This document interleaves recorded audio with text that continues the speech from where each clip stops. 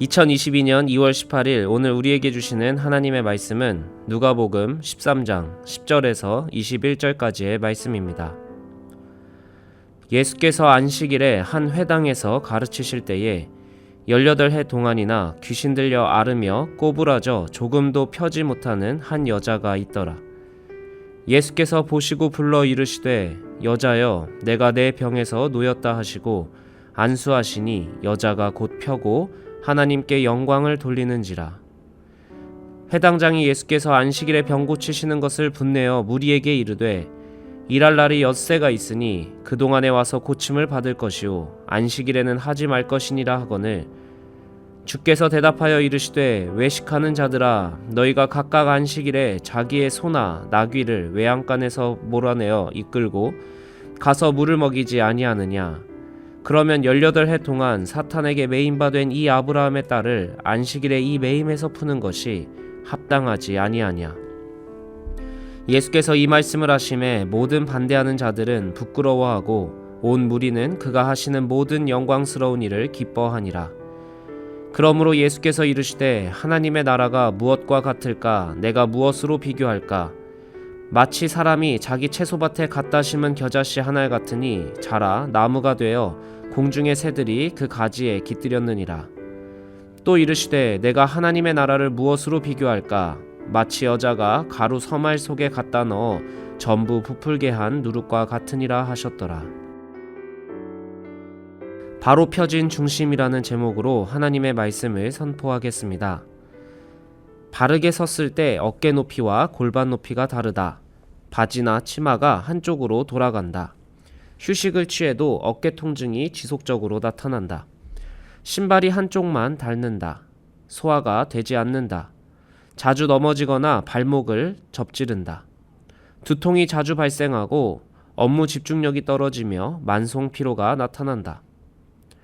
지금까지 이야기한 것은 척추가 휘었는지 자가 진단할 수 있는 목록입니다.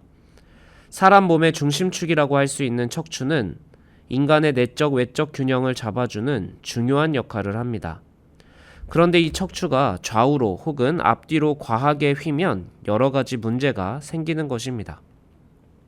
형태의 변화뿐 아니라 부수적으로 많은 부작용이 나타나는 것이 중심축이 가진 중요성입니다. 그렇기에 몸 여러 곳에 나타난 문제들을 그때그때 부분적으로 해결하는 것도 중요하겠지만 근원적으로 중심을 먼저 잡아가는 것이 중요할 수 있습니다. 오늘 이 땅에 오셔서 모든 중심을 회복하시고자 하시는 예수님의 말씀을 통해 우리의 중심을 점검하고 말씀 앞에 중심이 바로 서길 기도하는 새벽 기도의 시간이 되길 소망합니다. 오늘 말씀의 시공간적 배경이 중요합니다. 바로 안식일 회당에서 있었던 일입니다. 회당은 예루살렘 성전이 무너지고 포로 생활로 인해 성전에서 예배드릴 수 없게 되면서부터 시작된 유대인의 예배 제도입니다. 유대인 남성 10명이 모이면 그 지역에 가장 먼저 한 것이 회당을 세우고 모여서 예배하고 안식일을 지켰습니다. 회당의 주요 기능은 예배를 드리고 율법을 교육하는 장소였습니다. 유대인들이 자신들의 삶의 중심을 잡아가는 곳인 만큼 회당은 시장의 사각 광장 중심에 세워졌습니다. 즉 회당이라는 것은 종교적으로나 지리적으로 유대인의 중심을 상징하는 중요한 장소였던 것이죠. 안식일 역시 유대인이 반드시 지켜야 하는 계명의 핵심입니다.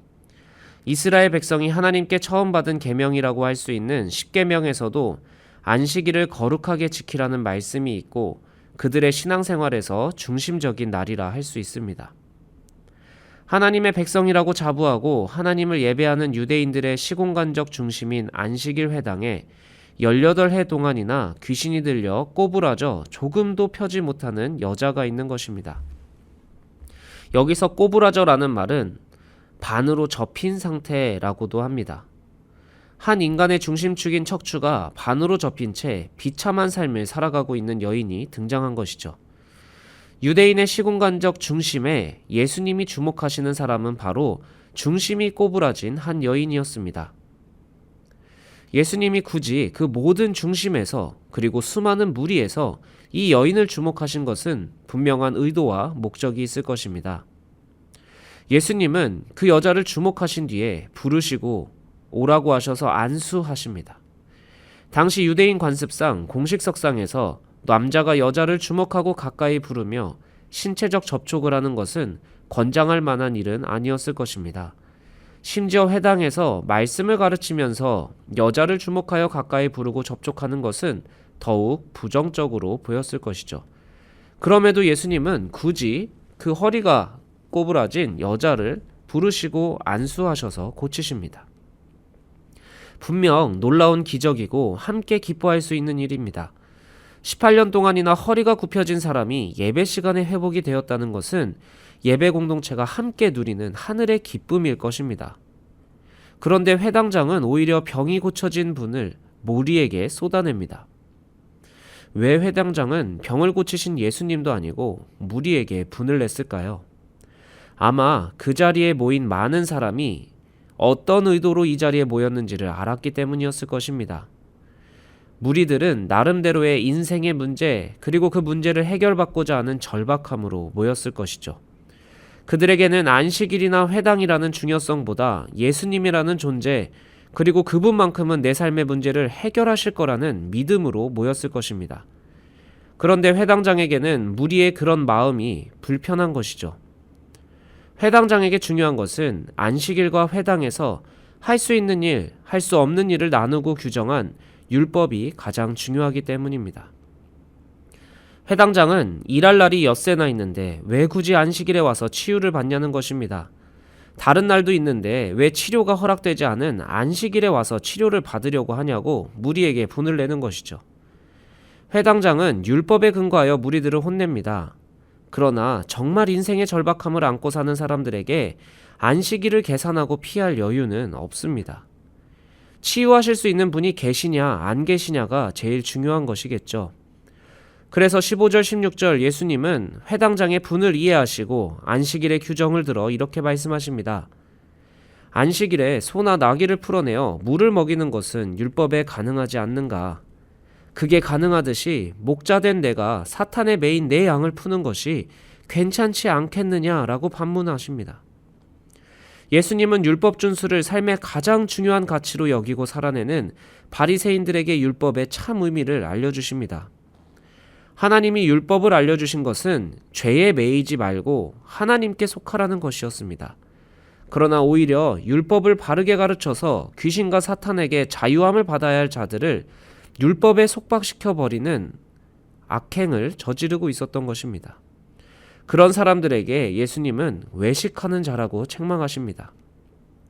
사랑하라고 준 계명, 자유케 하라고 준 계명이 오히려 속박이 되고 미움이 되어버린 이스라엘의 상황을 예수님은 알고 계셨습니다. 그렇기에 각자의 아픔과 필요를 따라온 수많은 무리 중에 굳이 18년 동안이나 허리가 구부러진 여인을 주목하여 부르신 것이죠.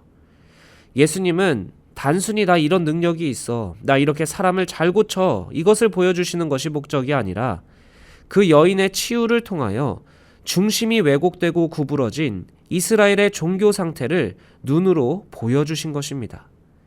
예수님의 치유는 목적이 있고 방향성이 있고 교훈이 있습니다. 예수님이 진짜 알려주고 싶으신 것은 사람의 생명보다 율법 준수가 목적인 사람들을 향해 한 생명의 필요에 민감하라고 알려주십니다. 소와 나귀를 물먹이는 것은 허용하면서 한 사람의 치유를 기뻐하지 않는 유대 종교를 향해 너희가 재물보다 한 영혼의 회복을 기뻐해야 한다라고 알려주시는 것이죠. 하나님의 백성이라고 자부하는 사람들이 관심 있는 것은 물질이었고 율법 준수였던 것입니다. 예수님은 하나님의 말씀의 중심이 바로잡히길 원하셨습니다. 그렇기에 중심이 구부러진 여인을 고치심으로 이스라엘의 구부러진 종교 상태를 고발하시고 그들이 바라보아야 할 천국을 알려주십니다. 하나님의 나라는 겨자씨 한 알 같고 누룩과 같다는 것입니다. 그 작은 한 알이 자라서 공중의 새들이 쉴만한 나무가 되고 단지 하나의 누룩이 가루 서말을 전부 부풀게 합니다. 중심이 회복된 교회를 통해 하나님은 이 세상에 겨자씨만한 변화를, 한 누룩의 변화를 보이실 수 있는 분입니다. 하나님 나라는 하나님의 통치를 의미합니다. 중심이 회복된 교회만이 하나님의 통치를 이뤄냅니다. 우리 교회가 이거 한다고 해서 세상이 바뀔까? 내가 이런 작은 행동한다고 해서 뭐가 바뀔까? 그러나 그 작은 변화가 하나님의 통치를 경험하게 하는 것이 하나님의 기적입니다. 예수님은 오늘 우리 한 명 한 명을 교회로 부르셨습니다. 우리의 중심축은 바로 서 있는지, 우리의 중심은 잘 잡혀 있는지 말씀으로 점검해 봅시다. 규칙을 준수함으로 만족하고 있는지, 아니면 한 생명의 아픔과 필요에 민감하게 반응하고 있는지 생각해 봅시다. 내 필요와 재물에 관심을 갖는 만큼 도움이 절실한 사람의 회복에 민감한지 생각해 봐야 합니다. 그 민감함을 갖고 중심을 지켜내는 사람들의 작은 실천 하나하나가 별거 아닌 것 같지만 그 작은 실천이 자라나 나무가 되어 많은 사람이 쉬고 부풀어 많은 사람을 먹이는 하나님 나라가 이루어질 것입니다. 오늘 우리의 작은 실천이 하나님 나라를 이루어 수많은 사람의 안식과 풍요를 감당하는 주의 교회들이 되길 축복합니다. 함께 기도하겠습니다. 주님, 우리의 삶의 중심이 온전히 잡히길 소망합니다.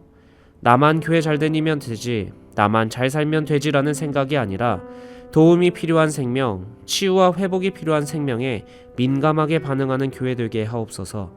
우리의 실천과 도움이 미약할지라도 그 작은 도움들이 모여 하나님의 나라를 이뤄갈 줄을 믿습니다. 그 나라가 수많은 생명의 안식처가 되게 하시고 수많은 생명을 먹이는 교회의 삶 되게 하옵소서. 우리를 먹이시며 채우시는 예수 그리스도의 이름으로 기도합니다. 아멘.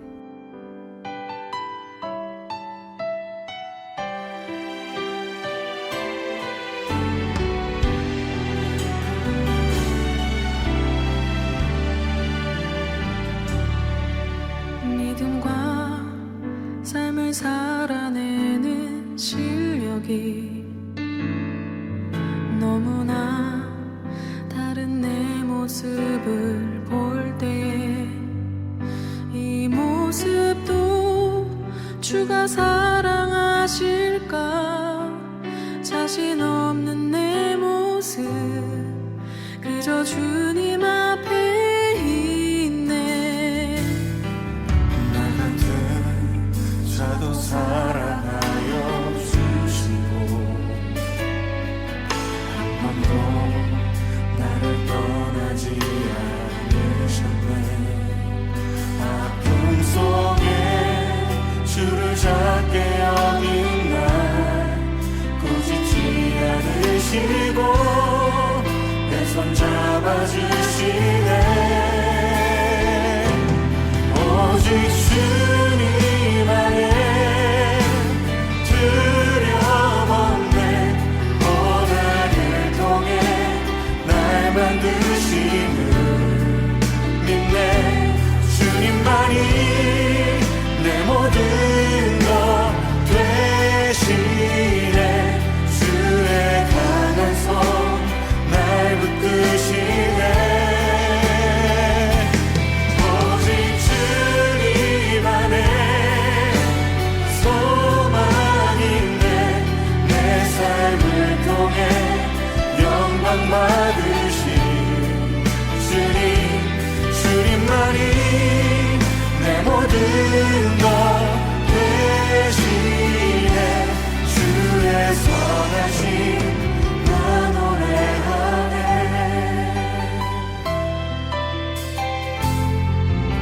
믿음과